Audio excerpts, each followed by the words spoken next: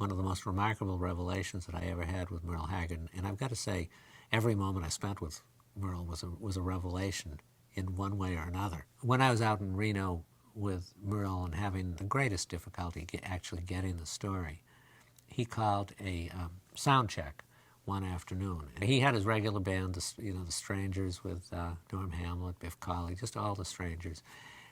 But also Bob Wills' Texas Playboys, and he had people like Tiny Moore and Elton Shamblin, and it was this big band.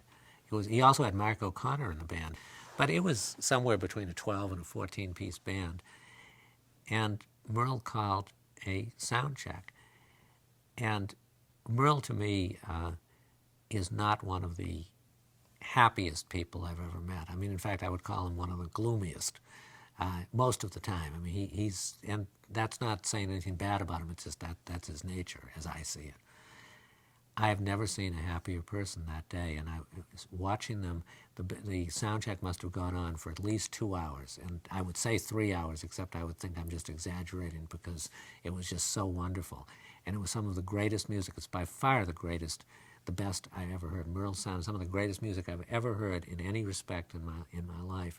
And they were just playing for the sake of playing, and Merle was taking such delight in it and calling out the solos, and everybody was just throwing themselves into it. And you just sat there and you think, this is what it's all about. And it is what it's all about. And again, it just gave a glimpse of what it is that inspired me at the start, of why it was that I wanted to write about this music, of what it was I wanted to tell the world about how there were no categories, there were no compartments.